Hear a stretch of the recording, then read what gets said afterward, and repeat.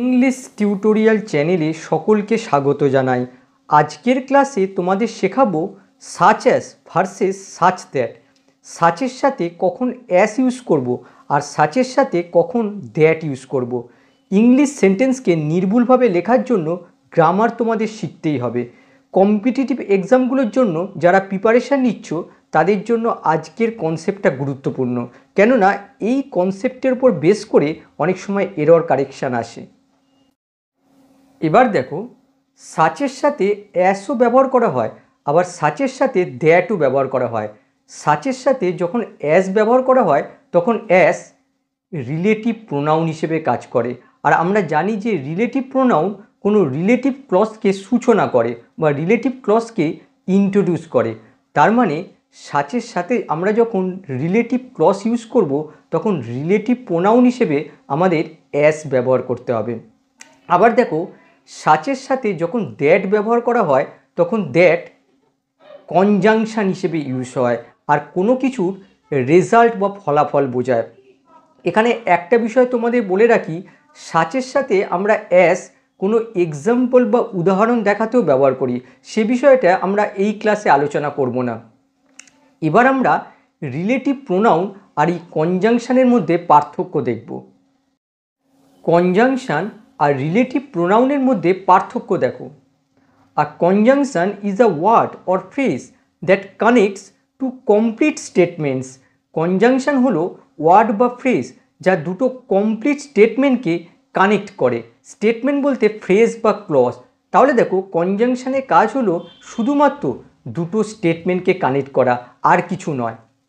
আবার দেখো, আর relative pronoun has two functions. Relative প্রোনাউনের দুটো ফাংশান আছে। কি কি? এক নম্বর হচ্ছে আর relative pronoun also connects two statements. দেখো, রিলেটিভ প্রোনাউনও দুটো স্টেটমেন্টকে কানেক্ট করে। দেখো, এটাও কনজাংশনের কাজ করে। আর দ্বিতীয় ফাংশনটা দেখো, it is used as either a subject or an object of a relative clause. Relative pronoun relative ক্লজের হয় সাবজেক্ট না হয় অবজেক্ট হিসেবে ইউজ হয়। এখানে অবজেক্ট বলতে ভার্বের অবজেক্টও হতে পারে, আবার প্রিপোজিশনের অবজেক্টও হতে পারে। তাহলে দেখো, রিলেটিভ প্রোনাউনের দুটো ফাংশন রয়েছে। এখানে তোমরা দুটো বাক্য দেখতে পাচ্ছ।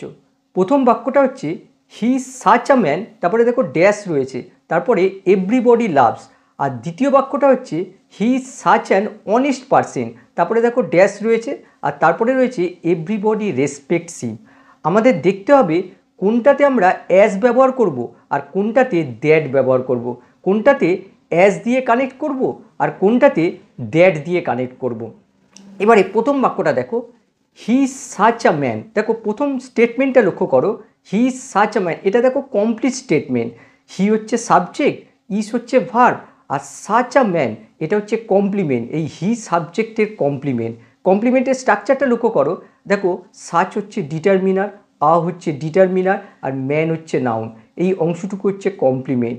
এটা দেখো কমপ্লিট স্টেটমেন্ট। আবার দ্বিতীয় স্টেটমেন্টটা দেখো, এভরিবডি লাভস। দেখো, সকলে ভালোবাসে। এখানে দেখো সাবজেক্ট ভার্ব রয়েছে, কিন্তু দেখো লাভ হচ্ছে ট্রান্সিটিভ ভার্ব যার অবজেক্ট চাই। সকলে ভালোবাসে, কাকে ভালোবাসে? দেখো, এখানে কাকের উত্তরটা নেই, অবজেক্টটা এখানে মিসিং রয়েছে। তার মানে এই স্টেটমেন্টটা দেখো কমপ্লিট নয়, ইনকমপ্লিট রয়েছে। তাহলে এই লাভ ভার্বের অবজেক্টটা কোনটা? এই লাভ ভার্বের অবজেক্ট হচ্ছে ম্যান। কিন্তু দেখো, এই ম্যানটা দেখো এই হি সাবজেক্টের কমপ্লিমেন্ট হিসেবে ইউজ হয়েছে। তার মানে এই ম্যানের পরিবর্তে আমাদের কোনো প্রোনাউন আনতে হবে, যে প্রোনাউনটা আমার এই লাভ ভার্বের অবজেক্ট হয়ে যাবে। তার জন্য এখানে আমাদের রিলেটিভ প্রোনাউন অ্যাস ব্যবহার করতে হবে। তাহলে দেখো, উত্তরটা হয়ে গেল অ্যাস। এই অ্যাস হচ্ছে রিলেটিভ প্রোনাউন। এই রিলেটিভ প্রোনাউনটা একদিকে যেমন এই দুটো স্টেটমেন্টকে কানেক্ট করছে, অন্যদিকে এই লাভ ভার্বের অবজেক্ট রূপে ইউজ হয়েছে। তাহলে দেখো, এই অ্যাস এভরিবডি লাভস এই অংশটুকু হচ্ছে রিলেটিভ ক্লজ। এই অ্যাস রিলেটিভ প্রোনাউন দিয়ে শুরু হয়েছে। তাহলে এর বাংলাটা কি হলো? তিনি এমন একজন ব্যক্তি যাকে সকলে ভালোবাসে। এখানে লক্ষ্য করো, এখানে এই অ্যাস রিলেটিভ প্রোনাউনটা হুম সেন্সে ইউজ হয়েছে, কিন্তু কখনোই এখানে হুম ব্যবহার করা যাবে না। এই সাচের পরে সবসময় রিলেটিভ প্রোনাউন হিসেবে অ্যাসই ব্যবহার করতে হবে। এবার পরের বাক্য দেখো, পরের বাক্যে দেখো প্রথম স্টেটমেন্টটা he is such an honest person, এটা দেখো কমপ্লিট স্টেটমেন্ট। হি হচ্ছে সাবজেক্ট, ইজ হচ্ছে ভার্ব, আর সাচ অ্যান অনেস্ট পারসন এটা হচ্ছে কমপ্লিমেন্ট। এটা দেখো কমপ্লিট স্টেটমেন্ট। আবার দ্বিতীয় স্টেটমেন্টটা লক্ষ্য করো, এভরিবডি রেসপেক্টস হিম, দেখো সাবজেক্ট ভার্ব অবজেক্ট রয়েছে, এটাও কমপ্লিট স্টেটমেন্ট। যেহেতু দুটোই কমপ্লিট স্টেটমেন্ট, সুতরাং এক্ষেত্রে আমাদের কনজাংশন দিয়ে কানেক্ট করতে হবে, এখানে দ্যাট বসাতে হবে। তাহলে দেখো উত্তরটা হয়ে গেল দ্যাট। তাহলে বাংলা বাক্যটা কী হলো, সে এমন একজন সৎ ব্যক্তি যে সকলে তাকে সম্মান করে। এখানে দেখো দ্যাটের পরে যে ক্লজটা ব্যবহার করা হয়েছে এটা দেখো রেজাল্ট বা ফলাফল বোঝাচ্ছে। 2 নম্বর দেখো, এখানেও দেখো দুটো বাক্য রয়েছে। প্রথম বাক্যটা হচ্ছে হি is such a bad person, তারপরে দেখো ড্যাশ রয়েছে, তারপরে দেখো ক্যান চিট এভরিওয়ান। আর দ্বিতীয় বাক্যটা হচ্ছে হি is such a bad person, তারপরে দেখো ড্যাশ রয়েছে, তারপরে দেখো এভরিওয়ান হেটস হিম। এই দুটো ব্ল্যাঙ্কে একটাতে অ্যাস বসাতে হবে আর আরেকটাতে দ্যাট বসাতে হবে। এবারে প্রথম বাক্যে প্রথম স্টেটমেন্টটা দেখো, he is such a bad person, এটা দেখো complete statement. He subject, is verb, আর সাচ আ ব্যাড পারসন এটা হচ্ছে কমপ্লিমেন্ট, এই হি এর কমপ্লিমেন্ট। তাহলে দেখো এটা কমপ্লিট স্টেটমেন্ট। আবার দ্বিতীয় স্টেটমেন্টটা লক্ষ্য করো, can cheat everyone, can cheat হচ্ছে ভার্ব আর তার অবজেক্ট হচ্ছে এভরিওয়ান। তাহলে সাবজেক্টটা গেল কোথায়, সাবজেক্টটা এখানে মিসিং রয়েছে। এর সাবজেক্ট আসলে এই পারসন, কিন্তু দেখো এই পারসনটা আবার এই হি সাবজেক্টের কমপ্লিমেন্ট। তার মানে এই পার্সনের পরিবর্তে আমাদের এখানে প্রোনাউন আনতে হবে, যে প্রোনাউনটা এই চিট ভার্বের সাবজেক্ট হয়ে যাবে। এক্ষেত্রে আমাদের রিলেটিভ প্রোনাউন ব্যবহার করতে হবে। সুতরাং এখানে আমাদের অ্যাস বসাতে হবে। সাচের পর রিলেটিভ প্রোনাউন হিসেবে আমরা অ্যাস ব্যবহার করি। তাহলে দেখো উত্তরটা হয়ে গেল অ্যাস। এই অ্যাস একদিকে যেমন এই দুটো স্টেটমেন্টকে জয়েন করছে, অন্যদিকে এই এই চিট ভার্বের সাবজেক্ট রূপে ইউজ হয়েছে। এই অ্যাস হচ্ছে রিলেটিভ প্রোনাউন, আর অ্যাস ক্যান চিট এভরিওয়ান এই অংশটুকু হচ্ছে রিলেটিভ ক্লজ। তাহলে দেখো এর বাংলা অর্থ হয়ে গেল, সে এমন একজন খারাপ ব্যক্তি যে সবাইকে প্রতারণা করতে পারে। এখানে লক্ষ্য করো, এখানে অ্যাসটা দেখো হু সেন্সে ব্যবহার হয়েছে। মনে রাখবে যে অ্যাসের রিলেটিভ প্রোনাউন হিসেবে কোনো নির্দিষ্ট অর্থ হয় না। এবার পরের বাক্যটা দেখো, পরের বাক্যে প্রথম স্টেটমেন্টটা লক্ষ্য করো, হি is such a bad person, এটা দেখো কমপ্লিট স্টেটমেন্ট। আবার দ্বিতীয় স্টেটমেন্টটা দেখো, এভরিওয়ান হেটস হিম, এটাও দেখো কমপ্লিট স্টেটমেন্ট। আর দুটো কমপ্লিট স্টেটমেন্টকে জয়েন করতে পারে কনজাংশন, তার মানে এখানে আমাদের দ্যাট ব্যবহার করতে হবে। তাহলে দেখো উত্তরটা হয়ে গেল দ্যাট। বাংলা অর্থ কী হবে, সে এমন একজন খারাপ ব্যক্তি যে সবাই তাকে ঘৃণা করে। এখানে দেখো দ্যাটের পরে আমরা যে স্টেটমেন্টটা পাচ্ছি সেটা দেখো রেজাল্ট পার্ট, রেজাল্ট বোঝাচ্ছে। আরও দুটো বাক্য দেখো, আমি তোমাদের একই ধরনের বাক্য দেওয়ার চেষ্টা করছি যাতে কনসেপ্টটা তোমাদের মাথায় গেঁথে যায়। প্রথম বাক্যটা হচ্ছে this is such an easy question, তারপরে দেখো ড্যাশ দিয়ে লেখা হয়েছে even a baby can solve it. আর দ্বিতীয় বাক্যটা হচ্ছে this is such an easy question, তারপরে ড্যাশ দিয়ে লেখা হয়েছে a baby can solve too. দেখো একই ধরনের বাক্য। প্রথম বাক্যের প্রথম স্টেটমেন্টটা দেখো, this is such an easy question, এটা দেখো কমপ্লিট সেন্স দিচ্ছে, কমপ্লিট স্টেটমেন্ট।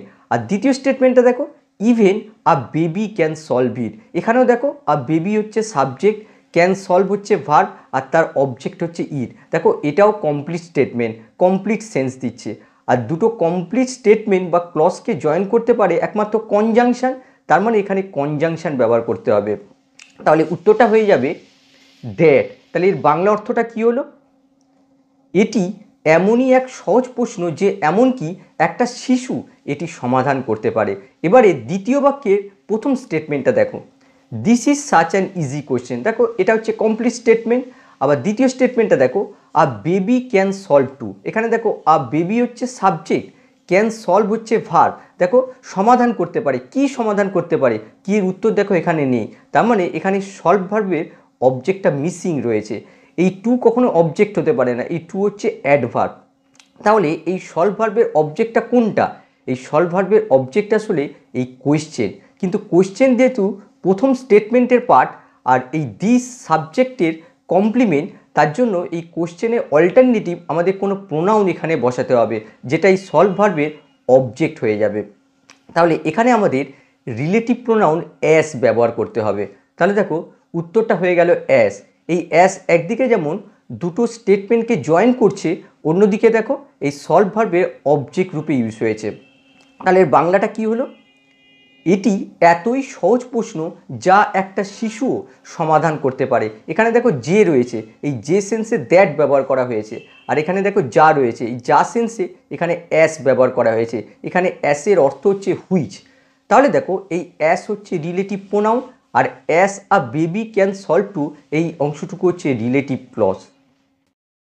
এবারে আমরা অ্যাস আর দ্যাট দিয়ে কিছু ফিল ইন দ্য ব্ল্যাঙ্কস করব, বিষয়টা আরেকটু ক্লিয়ার করার জন্য। এই বাক্যের প্রথম স্টেটমেন্টটা দেখো, he is such an honest person. দেখো এটা কমপ্লিট স্টেটমেন্ট। আর দ্বিতীয় স্টেটমেন্টটা দেখো, নেভার টেলস লাইস। দেখো ইনকমপ্লিট স্টেটমেন্ট। দেখো ভার্ব রয়েছে টেল, আর তার অবজেক্ট রয়েছে লাইস, কিন্তু দেখো টেল ভার্বের সাবজেক্ট নেই, সাবজেক্টটা মিসিং রয়েছে। অ্যাকচুয়াল টেল ভার্বের সাবজেক্ট হচ্ছে এই পারসন, কিন্তু পারসন যেহেতু এই হি সাবজেক্টের কমপ্লিমেন্ট হিসেবে ইউজ হয়েছে, তার জন্য এই পারসনের অল্টারনেটিভ আমাদের প্রোনাউন বসাতে হবে, যে প্রোনাউনটা এই টেল ভার্বের সাবজেক্ট হয়ে যাবে। সুতরাং আমাদের এখানে রিলেটিভ প্রোনাউন অ্যাস ব্যবহার করতে হবে। তাহলে দেখো উত্তরটা হয়ে গেল অ্যাস। অ্যাস হচ্ছে রিলেটিভ প্রোনাউন, আর অ্যাস নেভার টেলস লাইস এই অংশটুকু হচ্ছে রিলেটিভ ক্লজ। তাহলে বাংলাটা কি হয়ে গেল? সে এমনই একজন সৎ ব্যক্তি যে কখনো মিথ্যা কথা বলে না। এখানে লক্ষ্য করো, এখানে এই অ্যাসটা হু সেন্সে ব্যবহার করা হয়েছে। 2 নম্বর বাক্যের প্রথম স্টেটমেন্টটা দেখো, I have never seen such a strange man. এখানে লক্ষ্য করো, আই হচ্ছে সাবজেক্ট, হ্যাভ সিন হচ্ছে ভার্ব, এদের মাঝখানে দেখো নেভার হচ্ছে অ্যাডভার্ব, আর এই ভার্বের অবজেক্ট হচ্ছে সাচ আ স্ট্রেঞ্জ ম্যান। দেখো এটা হচ্ছে কমপ্লিট স্টেটমেন্ট। আর দ্বিতীয় স্টেটমেন্টটা দেখো, হি ইজ টকিং অ্যাবাউট। দেখো হি সাবজেক্ট, ইজ টকিং হচ্ছে ভার্ব, আর তারপরে দেখো অ্যাবাউট হচ্ছে প্রিপোজিশন। প্রিপোজিশন থাকলে প্রিপোজিশনের অবজেক্ট থাকতে হবে। সুতরাং এই অবজেক্টটা দেখো এখানে মিসিং রয়েছে, তার মানে এই প্রিপোজিশনের অবজেক্ট রূপে আমাদের এখানে রিলেটিভ প্রোনাউন বসাতে হবে। আর যেহেতু সাচ রয়েছে, সাচের পর আমরা রিলেটিভ প্রোনাউন হিসেবে অ্যাসকে ব্যবহার করি, তার জন্য এখানে আমাদের অ্যাস বসাতে হবে। তাহলে দেখো উত্তরটা হয়ে গেল অ্যাস। এই অ্যাস হচ্ছে এই অ্যাবাউট প্রিপোজিশনের অবজেক্ট। তাহলে বাংলাটা কি হলো? যার কথা সে বলছে এমন অদ্ভুত মানুষ আমি কখনো দেখিনি। 3 নম্বর বাক্যের প্রথম স্টেটমেন্টটা দেখো, দেখো আন্ডারলাইন করে দিয়েছি, such a wonderful explanation was admire by everyone. এখানে স্ট্রাকচারটা লক্ষ্য করো, দেখো সাচ আ ওয়ান্ডারফুল এক্সপ্লানেশন এটা হচ্ছে সাবজেক্ট, ওয়াজ অ্যাডমায়ার্ড এটা দেখো প্যাসিভ ভার্ব, আর তারপরে দেখো বাই দিয়ে এজেন্টটা লেখা হয়েছে, এটা দেখো কমপ্লিট স্টেটমেন্ট। আর দ্বিতীয় স্টেটমেন্টটা দেখো, হি গেভ মি। দেখো এটা ইনকমপ্লিট স্টেটমেন্ট। দেখো হি হচ্ছে সাবজেক্ট, গেভ হচ্ছে ভার্ব, সে দিয়েছিল, কাকে দিয়েছিল? আমাকে দিয়েছিল। মি হচ্ছে অবজেক্ট। আমরা জানি যে এই গেভ হচ্ছে ডাই ট্রানজিটিভ ভার্ব, দুটো অবজেক্ট নেয়। সে দিয়েছিল, কাকে দিয়েছিল? আমাকে দিয়েছিল। এই মি হচ্ছে ইনডাইরেক্ট অবজেক্ট। সে কি দিয়েছিল? দেখো কি এর উত্তর আমরা পাচ্ছি না, এখানে ডাইরেক্ট অবজেক্টটা মিসিং রয়েছে। অ্যাকচুয়ালি এই গেভ ভার্বের ডাইরেক্ট অবজেক্টটা হচ্ছে এই এক্সপ্লানেশান, কিন্তু এক্সপ্লানেশানটা দেখো এখানে প্রথম স্টেটমেন্টের অংশ, সাবজেক্ট হিসেবে ইউজ হয়েছে। সুতরাং এক্সপ্লানেশনের পরিবর্তে আমাদের কোনো প্রোনাউন আনতে হবে, যেটা এই গেভ ভার্বের ডাইরেক্ট অবজেক্ট হবে। তার জন্য এখানে আমাদের রিলেটিভ প্রোনাউন অ্যাস ব্যবহার করতে হবে। যেহেতু এখানে সাচ রয়েছে, তার জন্য এখানে রিলেটিভ প্রোনাউন হিসেবে অ্যাস ব্যবহার করতে হবে। তাহলে দেখো উত্তরটা হয়ে গেল অ্যাস। এই অ্যাস একদিকে যেমন এই দুটো স্টেটমেন্ট বা ক্লজকে জয়েন করছে, অন্যদিকে দেখো এখানে গেভ ভার্বের ডাইরেক্ট অবজেক্ট হিসেবে ইউজ হয়েছে। তাহলে এর বাংলাটা কি হলো? যেরকম চমৎকার ব্যাখ্যা সে আমাকে দিয়েছিল তার সকলের দ্বারা প্রশংসিত হয়েছিল। এখানে দেখো তার হয়ে গেছে, এটা তা হবে, তার সকলের দ্বারা প্রশংসিত হয়েছিল। 4 নম্বর বাক্যের প্রথম স্টেটমেন্টটা দেখো, it was such a cold afternoon. এটা দেখো কমপ্লিট স্টেটমেন্ট। আর দ্বিতীয় স্টেটমেন্টটা দেখো, উই স্টপ প্লেইং। উই হচ্ছে সাবজেক্ট, স্টপড হচ্ছে ভার্ব, আর এই ভার্বের অবজেক্ট হচ্ছে প্লেইং। এটাও দেখো কমপ্লিট স্টেটমেন্ট। আর দুটো কমপ্লিট স্টেটমেন্টকে জয়েন করতে পারে একমাত্র কনজাংশন, তার মানে এখানে আমাদের দ্যাট ব্যবহার করতে হবে।